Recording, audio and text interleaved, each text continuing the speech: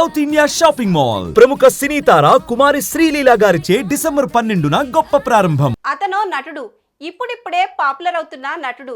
మరోవైపు వ్యాపారాల్లో బిజీ. చాలా హిందీ చిత్రాలతో పాటు బాలీవుడ్ లో ఇటీవల విడుదలై సంచలనం సృష్టించిన స్త్రీ 2 సినిమాలో నటించి ఫేమస్ అయ్యాడు.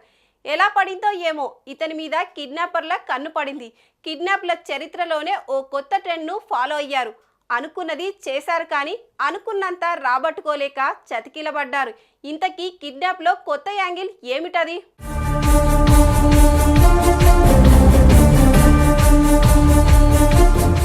ఇదిగో ఇక్కడ మనం చూస్తున్న ఈయన పేరు ముస్తాక్ ఖాన్. ముంబైకి చెందిన ఈయన ఓవైపు సినిమాలో నటిస్తుంటాడు, అటు వ్యాపారాలు కూడా చేస్తూ రెండు చేతులా సంపాదిస్తున్నాడు. ఈయన్ని కిడ్నాప్ చేస్తే ఓ ₹1 కోటి సంపాదించవచ్చని ఆలోచించిన ఢిల్లీకి చెందిన కొందరు కేటుగాళ్లు పెద్దగా కష్టపడకుండా కిడ్నాప్ చేసేందుకు ఓ వెరైటీ ప్లాన్ వేశారు. తాము నిర్వహించబోయే ఓ కార్యక్రమానికి చీఫ్ గెస్ట్ గా రావాలని ఢిల్లీ నుంచి ఇన్వైట్ చేశారు.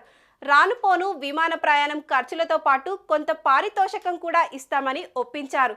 అటు సన్మానం ఇటు డబ్బులు అనడంతో ముస్తాక్ ఖాన్ ఒప్పేసుకున్నాడు.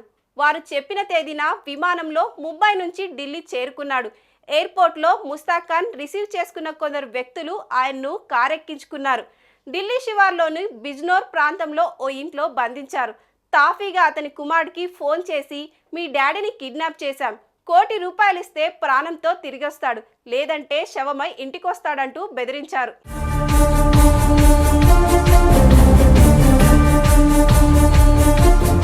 దీంతో ముస్తాక్ ఖాన్ కుమారుడు కిడ్నాపర్లతో చాటింగ్ మొదలుపెట్టాడు.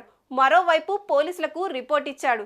కొన్ని గంటల్లో ₹1 కోటి ఇవ్వాలని, అర్జెంటుగా ఓ ₹2 లక్షల తాము చెప్పిన అకౌంట్కు ట్రాన్స్ఫర్ చేయాలని ఆదేశించారు. ఆ ₹2 లక్షల ట్రాన్స్ఫర్ అయిన కొద్దిసేపటికే తమ గుట్టు బయటపడుతుందన్న భయంతోనో మరో కారణంతోనో ముస్తాక్ ఖాన్ను వదిలేసి అక్కడి నుంచి పారిపోయారు. మొత్తానికి ముస్తాక్ అక్కడి నుంచి తప్పించుకొని ఇంటికి చేరుకోవడంతో కథ సుఖాంతమైంది.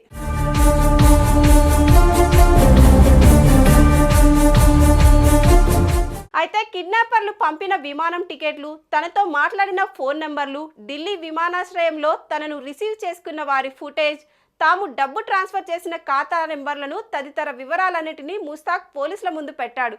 ఇన్ని క్లూలు దొరికిన తర్వాత వాళ్ళెక్కడికి పోతారంటూ పోలీసులు భరోసా ఇచ్చారు.